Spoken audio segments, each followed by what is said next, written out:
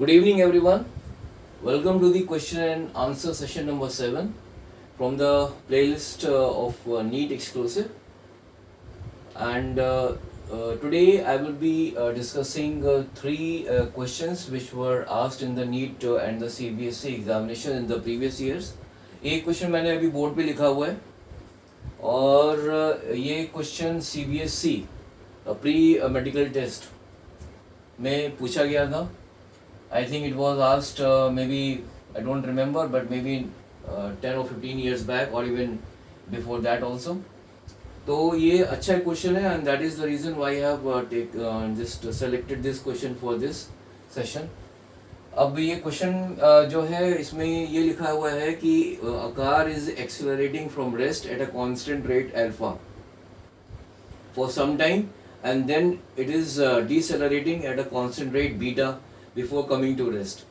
If the total time elapsed means जो total time इस पूरी जर्नी में जो लगा है वो है t, then the maximum velocity acquired by the car is, ये चार ऑप्शंस दिए हुए हैं यहाँ पर on this board. इनमें से हमें एक जो करेक्ट ऑप्शन है वो निकालना है. तो क्वेश्चन आसान है बट इसमें एक ही चीज़ है कि we will try to understand this question with the help of this diagram. ठीक है, ये एक एक्स एक्सिस हो गया है, ये वाई एक्सिस है और एक्स एक्सिस पर टाइम है, वाई एक्सिस पर मैंने बना दिया वेलोसिटी. नाउ इसमें लिखा है कि car accelerates from rest at a constant rate of alpha. इसके मतलब ये हुआ कि this car is moving like this. ठीक है, rate of alpha for some time and then it is decelerating at the constant rate beta before coming to rest. मतलब एक point पर पहुंचने के बाद में ये कार जो है डिसेलरेट करती है and then it comes to rest, यहाँ पे आ जाती है. ठीक है, let us this is the point of origin. ये एक्स एक्सिस है मेरा, ये वाई एक्सिस है and this is the point of origin. तो car is moving like this, it reaches let us say a point A.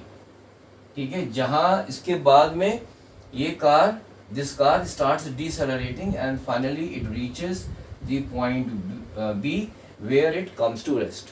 ठीक है, ये है. This is now from this diagram.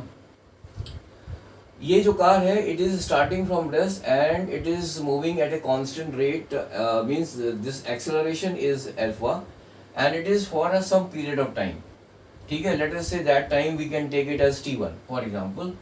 तो इसके बाद में if the car is accelerating if the car is accelerating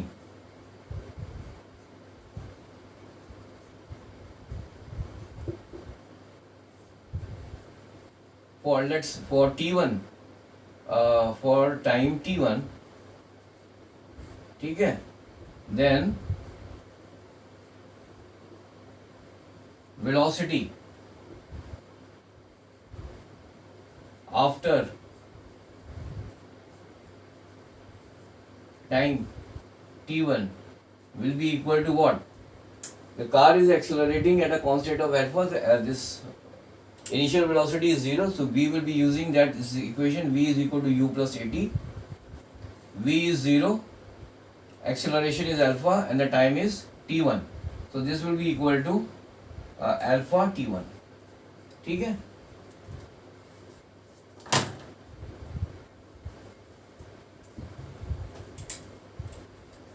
Now this is going to be the maximum velocity. ये जो आपका जो मतलब ये जो टाइम t1 में इसमें लिखा हुआ है कि car is accelerating at a constant rate for some time और इसके बाद वो डिसेलरेट कर रही है. तो अगर मैं कहता हूँ कि car is accelerating for time t1, then ये जो आई है this is the velocity of the car at time t1. तो ये जो कार हो जाएगी this will be equal to the v max, that is the maximum velocity. ठीक है, इसके बाद में कार अब जो है वो डिसेलरेट करती है. तो जब कार अगर मान लीजिए ये पॉइंट ए है, यहाँ पे मैक्सिमम वेलोसिटी आ गई, v max is equal to alpha t1. ठीक है, अब ये आपकी इस जर्नी के लिए that is the journey from A to B, उसके लिए ये जो वेलोसिटी है ये आपका इनिशियल वेलोसिटी हो जाएगी. That is it will become, this would be the initial velocity for the this journey starting from A to B. ये जो जर्नी है फ्रॉम ए टू बी में, ये v मैक्सिमम जो है वो इनिशियल वेलोसिटी हो जाएगी और फाइनल वेलोसिटी हो जाएगी 0। तो अगेन अगर हम इसी में ही v is equal to u जो प्लस ए टी का जो है हम फॉर्मूला लगाते हैं, तो फाइनल वेलोसिटी 0 हो गई, इनिशियल वेलोसिटी अल्फा t1 हो गई, और यहाँ पर it is decelerating then at the rate of beta, means acceleration हो गया मेरा माइनस बीटा एंड t। अब let us say this car has decelerated for a time t2, ठीक है, before coming to halt at the point b। तो वो अगर time t2 है तो हम यहाँ पे लिख लेंगे t2, ठीक है, where t2 is the time taken by this car to come to rest at the point b, ठीक है। And so in this way अगर हम देखें तो अल्फा t1 जो है will be equal to beta t2, ठीक है। अब आते हैं कि जो टोटल टाइम कितना हुआ, जो टोटल टाइम इस जर्नी का कितना लगा, वो हो गया t1 plus t2, t1 plus t2। t1 is the time taken by this car to accelerate from the point O to the point A, and t2 is the time taken by the car to decelerate from the point A before coming to rest at the point B। so ये हो गया। तो total time, अच्छा यहाँ पे लिखा हुआ है if the total time is t, then the maximum velocity क्या होगी मेरी। सो अब यहाँ से यहाँ पे देखिए alpha t1 is equal to beta t2 आ गया मेरा, और दूसरा है कि मेरा t1 plus t2 is equal to t, ये भी आ गया। और यहाँ पे एक इक्वेशन और आ गई है मेरी कि v max is equal to alpha t1, ठीक है, alpha t1 which is also equal to beta t2, ठीक है, हो गया। नाउ ये भी हमारा v max, ये हमने कहाँ से बीटा t2 कहाँ से आया, ये वाली हमने this is the equation of motion लगाई, v is equal to u plus t, final velocity at b is 0, initial velocity will be equal to alpha t1 and इसका जो डिसेलरेशन है वो है आपका बीटा, दैट इज, तो यहाँ पे हमने लगा दिया आपका माइनस बीटा t2। तो वहाँ से ये जो है मेरी आ गई, that is alpha t1 is equal to beta t2 and since alpha t2 is equal to v max, तो ये आप ऐसे लिख सकते हो, ठीक है। अब हम एक काम कर सकते हैं इसमें, what we can do is, यहाँ से अब आप देखेंगे कि जो मेरा जो t1 है, t1 आ गया v max upon alpha from this equation यहाँ से, और दूसरा t2 जो है मेरा आ गया v max अपॉन बीटा इस वाली इक्वेशन से। t1 is equal to v max ये हो गया upon alpha and t2 equal v max upon beta हो गया। तो t1 एंड t2 की मेरी आ गई। अब हमको निकालना है, we have to find the value of the maximum velocity.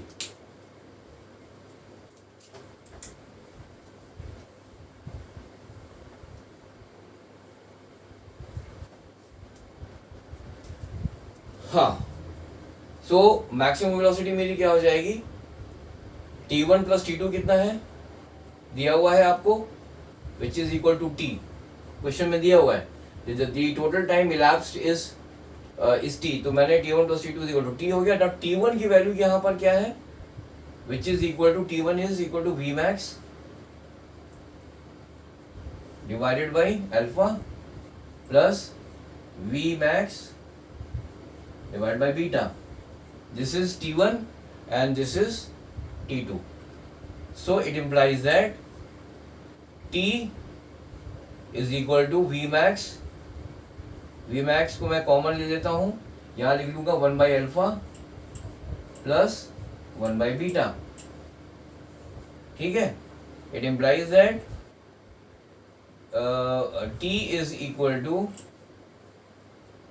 V max alpha beta जो एलसीएम हो जाएंगे तो ऊपर हो जाएगा आपका अल्फा प्लस बीटा हो जाएगा, नीचे हो जाएगा अल्फा बीटा। ठीक है, यहाँ पे एलसीएम ले लिया तो यहाँ अल्फा है तो यहाँ पर ऊपर हो जाएगा बीटा, और यहाँ बीटा है तो यहाँ पे हो जाएगा अल्फा। तो I have written just alpha plus beta के ऊपर मैंने लिख दिया।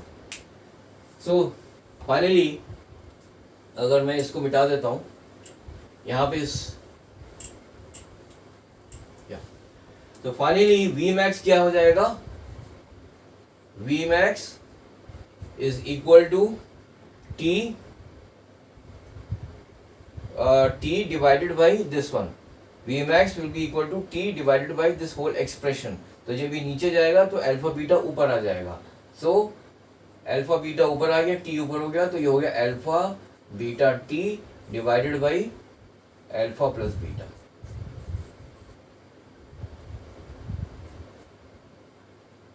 तो ये आपका आंसर हो गया। That is the maximum velocity acquired by the car will be equal to alpha beta t divided by alpha plus beta. So alpha beta t ये आपका जो लास्ट ऑप्शन है, that is the option number D is correct. ठीक है, so this is how this question has to be done, and the most important thing here was that you have to find the maximum velocity using the equation of motion. वो आपने एक बार निकाल दिया है, total time आपको दिया हुआ है t1 plus t2, तो t1 हमने यहाँ से निकाल लिया using the equation of motion, that is u is equal to v is equal to u plus at। Initial velocity 0 था, सो फाइनल वेलोसिटी जो है at the time after the time t1, and this t1 is the time during which this car has accelerated from 0 from this point O up to the point A। ठीक है, and T2 is the time taken by this car to decelerate from this point A to the point B where it has come to rest. ठीक है, तो वहाँ से हमने T1 and T2 का जो है वैल्यू निकाल लिया था। T1 and T2 की जो वैल्यू है वो V max by अल्फा आ गई थी और V max by बीटा आ गया था, और ये दोनों T1 plus T2 T already दिया हुआ है इक्वेशन में, तो हमने इसको जो है यहाँ पर इक्वेट कर दिया। T is equal to this, तो T is equal to V max, ये आ गया, एक्सप्रेशन आ गया, and this finally we have got this answer. ठीक है,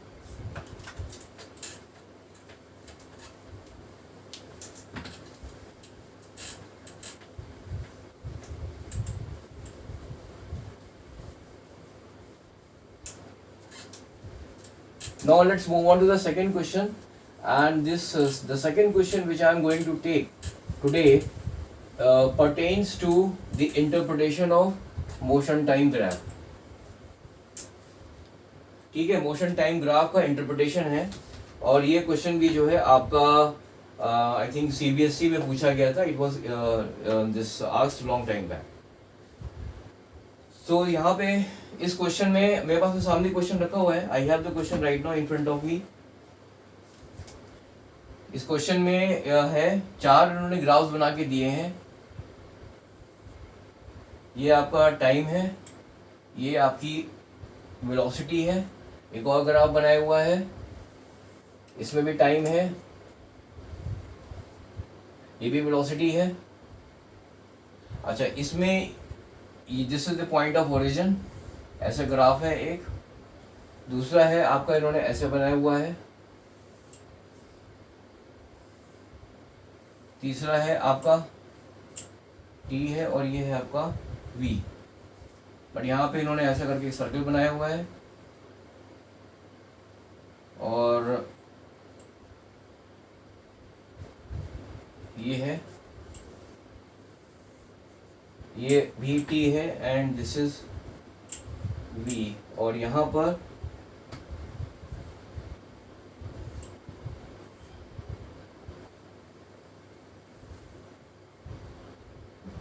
इस प्रकार का मोशन है। So this is these 4 graphs are giving you the you can say the description of an object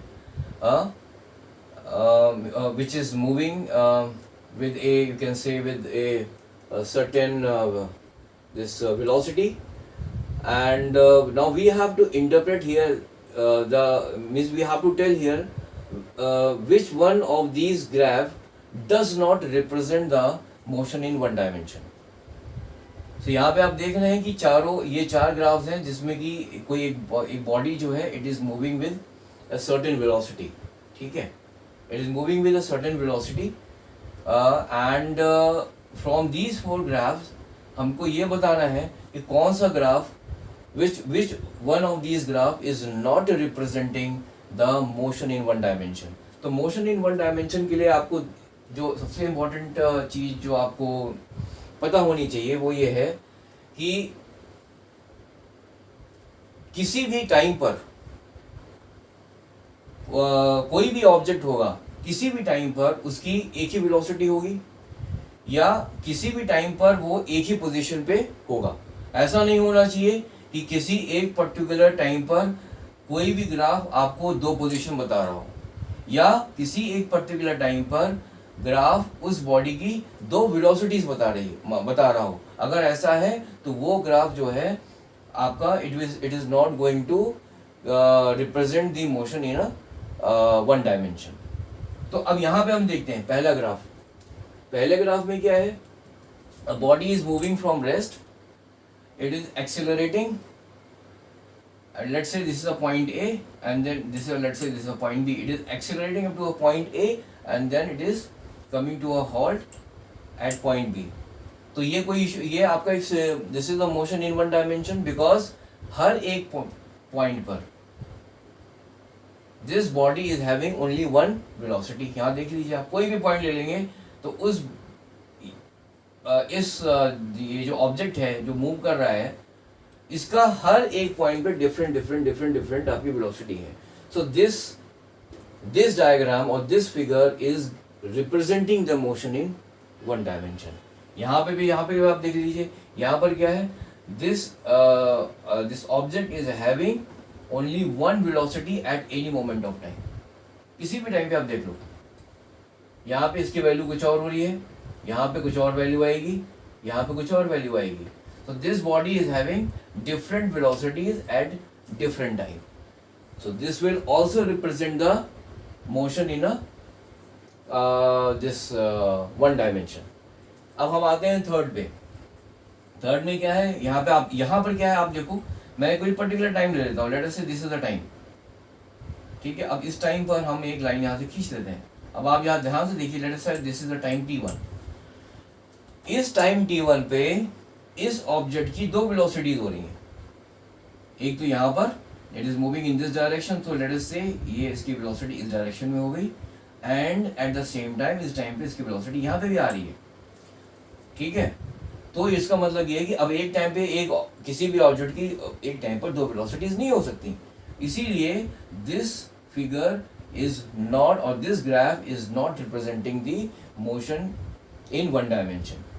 तो यहाँ पे जो फिगर दिया हुआ था दिस वाज, इन्होंने ऐसे लिखा था, this is the figure number, ये ए है, ये बी है, ये सी है और एक और फिगर डी है। तो इसमें से ये बता रहा था कि कौन सा फिगर आपका मोशन इन वन डायमेंशन को रिप्रेजेंट नहीं कर रहा है। तो यहाँ पर ये क्लियर हो गया कि ये वाला जो फिगर है आपका मोशन इन वन डायमेंशन को रिप्रेजेंट नहीं कर रहा है, क्योंकि एक ही टाइम पर इस ऑब्जेक्ट की दो वेलोसिटीज इस ग्राफ में बताई जा रही हैं, जो कि गलत है। एक किसी भी ऑब्जेक्ट का एक टाइम पर एक ही वेलोसिटी होगा या एक ही पोजीशन होगा, वेलोसिटी भी एक होगी और पोजीशन भी एक ही होगा, ठीक है। तो इसलिए ये वाला ग्राफ जो है it is not representing the motion in one dimension, ये वो तो नहीं कर रहा है, क्योंकि इसका एक ही टाइम के ऊपर इस ऑब्जेक्ट की दो वेलोसिटीज हो रही, एक इस डायरेक्शन में जा रही है और इस डायरेक्शन में जा रही है। अब आते हैं फोर्थ पे। फोर्थ में आप देख लो, फोर्थ में भी क्या है, at any moment of time, चाहे यहाँ ले लो इसकी एक ही वेलोसिटी है, यहाँ ले लो तो भी इसकी डिफरेंट है, यहाँ ले लो इस टाइम पे आप देख लो तो भी इसकी जो वेलोसिटी है वो आपकी डिफरेंट हो जाएगी, ठीक है। इसी प्रकार से तो मतलब हर एक पॉइंट पर इसकी जो वेलोसिटी है इस ग्राफ में भी आप देखोगे तो वो आपकी मतलब एक ही पॉइंट, एक at any this moment of time this body is having only one velocity, so this is representing the motion in one dimension. तो हमारा यहाँ पर जो आंसर होगा वो होगा सी, कि this is the figure which is not representing the motion in one dimension, ठीक है।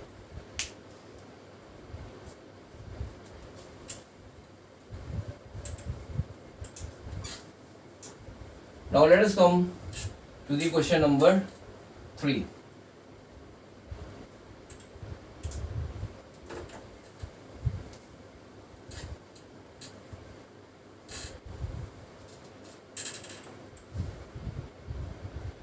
The question number 3 here, which I have with me right now is, uh, uh, what will be the ratio of the distance? This is the third question.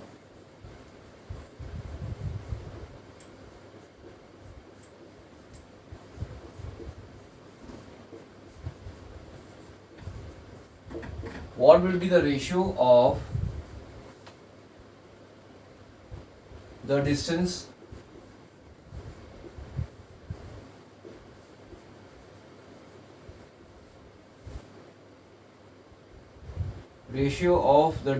moved by a free falling object, moved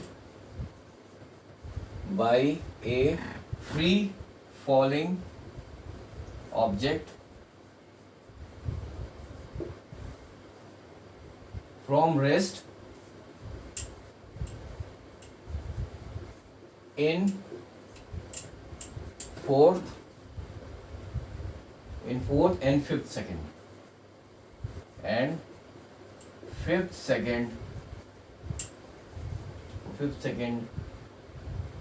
of the journey.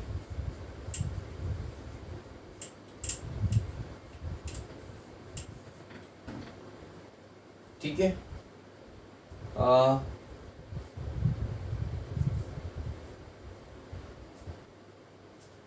Yes.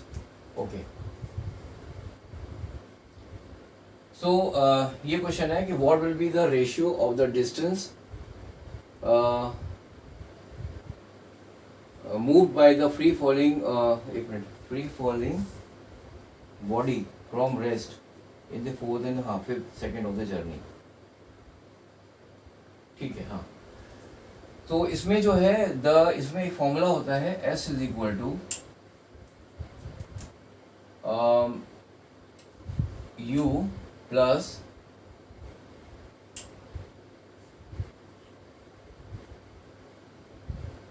Sn is equal to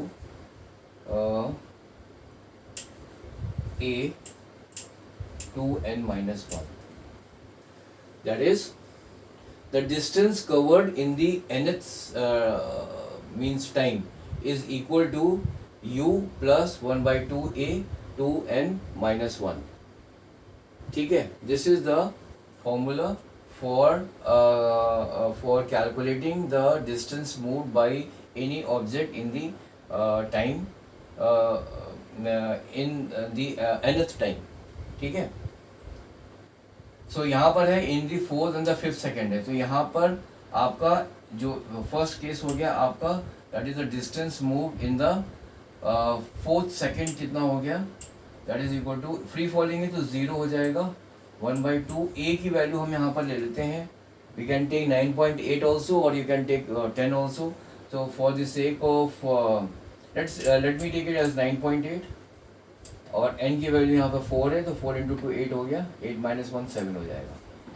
and the second and the distance moved by the free falling object in the fifth second, S5, इसको मैंने S5 से denote किया है. Initial velocity 0 हो गई, half into 9.8 into 2n. n कितना है, n is 5 तो 5 इंटू 2 10 हो गया, 10 माइनस 1 हो गया आपका 9. So what will be the ratio of the distance moved by the free falling object from rest in the fourth and the fifth second of the journey? तो हमारे पास में ये फॉर्मूला हमने यूज किया. This formula is that is Sn is equal to U plus half A. A is the acceleration and 2n minus 1, where Sn is the distance covered in the nth time. ठीक है, और U initial velocity है, A acceleration हो गया और n जो है this is the nth time. nth time means it can be like it can be minute भी हो सकता है, इट कैन बी सेकेंड भी हो सकता है, इट कैन आवर भी हो सकता है. ठीक है. सो आपका जो है ये इस फॉर्मूले को यूज करके मैंने I have calculated the distance moved by the this object in the fourth second. इसको मैंने S4 कर दिया और the distance covered by this object in the 5th second, वो ये हो गया। अब हमको निकालना रेशियो ऑफ द डिस्टेंस। अच्छा, इसके 4 ऑल्टरनेटिव दिए हुए हैं, ये है आपके 4 इन्होंने इसमें ऑप्शंस हैं। ए दिया हुआ है 4:5, बी है आपका 7:9, सी है आपका 16:25 और एक ऑप्शन और दिया हुआ है D which is equal to 1:1। तो इसमें से हमारा करेक्ट ऑप्शन निकालना है। तो हमारा रेशियो निकालना है ना, तो S4/S5 निकालना है मेरे को। तो ये क्या हो जाएगा, 1/2 into 9.8 into 7 divided by 1.2 into 9.8 into 9। ये कैंसिल हो जाएगा, ये कैंसिल हो गया, ये भी कैंसिल हो गया। This is equal to 7/9। और we can say that S4:S5 is equal to 7:9। तो आंसर मेरा हो गया बी। ठीक है, सो यहाँ पे जो इंपॉर्टेंट है, you have to remember this formula, that is the distance travelled in the nth time is equal to u plus 1/2a bracket में 2n-1। This is the important formula और इसी फॉर्मूले के ऊपर ये क्वेश्चन बेस्ड था। ठीक है, ये अगर फॉर्मूला आपको पता है then you can easily solve this question in less than a minute. So the correct answer is 7:9. So these were the 3 questions which I had for the today's session, and in the next session, that is in the session number 8, I will continue with the same chapter, that is the motion in this straight line, and in the session number 8 I will be taking 3 or 4 more questions, and thereafter I will be moving to the this next chapter of motion in a plane. So thank you very much for joining this session. I hope you have understood the questions which we have done in the today's session. और अगर आपको कोई भी questions हैं, आपकी कोई भी queries हैं, तो you can definitely contact me at any moment of time. I am always available from 9 AM to 9 PM on all days, and so thank you very much for joining this session. Have a nice day, and we will meet soon.